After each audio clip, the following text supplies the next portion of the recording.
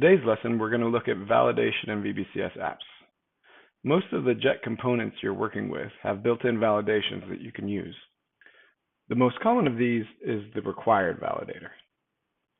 Note that the UI doesn't automatically mark fields that are required in the business object REST endpoints as required in the UI, so you have to do it yourself. In addition, the component palette has rich types, which already have the right converters and validations specified. For example, URL, email, and phone number are just input text components with the right validators pre-configured. Now, just because we marked a field as required doesn't mean that the UI is actually checking its validity before executing the action. Notice I can submit this form just fine, even though many of the required fields are missing. This will be automated in an upcoming release of VBCS. But for now, to set up the page to check for validity, you have to surround the form with an OJ validation group and make sure you add the import statement to your page JSON for the OJ validation group. Then we'll add a custom JavaScript function to validate the form. And then we need to add an if statement to the create and edit action chains to call that function and only proceed with the action if the form is valid. So let's do that now. We're going to switch to the code view. I'm going to surround this div with an OJ validation group, and I'll give it an ID, create form. And we'll also add the closing tag.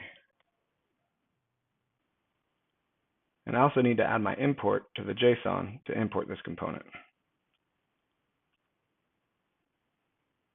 Let's take a look. Okay, my form is rendering correctly. Now let's go up to the app level settings, and we're going to define a function in here, an application function, to check for validity. So all this does is take a string, which is the ID of the form you're checking, and then it checks it for validity and returns either true or false. And finally, we need to go into our create expense report chain, and we'll drop an if in here.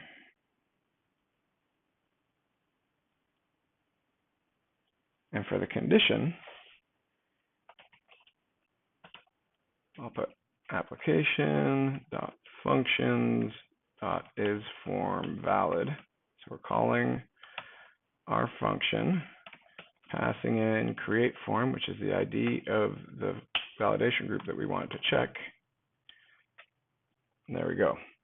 And we also need to move the rest of the action chain back up into the true path, leave the false path as it is.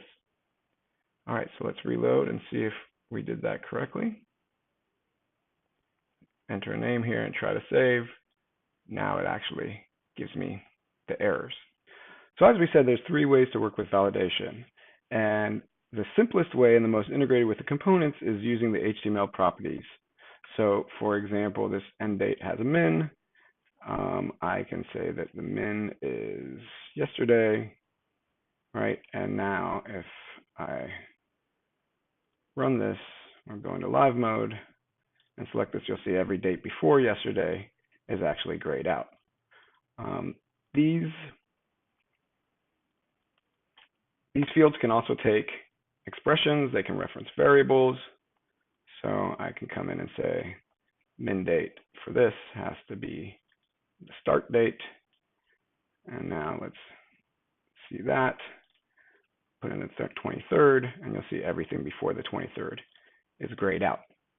And since these validation properties can take expressions, we can also do fancier things like making things conditionally required. So if I come into the required here, I can do true or false, but I can also do something like this, where I'll say the amount times the exchange rate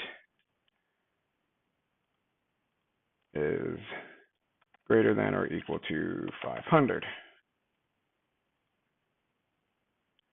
And now if I come in here and put, say, like 600 in here, you'll see it becomes required. So another way we can define validators is to define our own custom validators in the JavaScript code.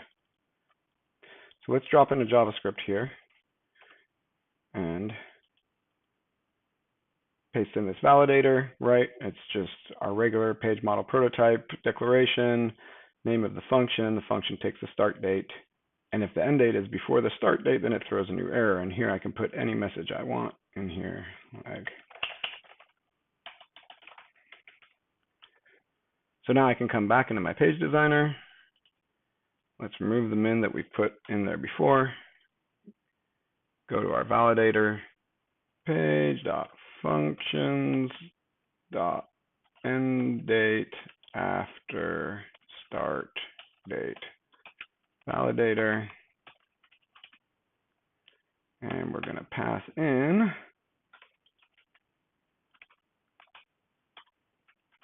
our page.variables.expense report.start date. All right, let's take a look. Switch into live mode. I do 22nd. Now you'll notice it'll let me choose something before that, but then it'll show me an error. So when you have your own custom JavaScript validator, it's not tied in to the component functions in that tightly integrated way where it'll know not to even offer me dates before the start date. So that's a basic tour of validators in VBCS, and next we'll tackle some dynamic UI.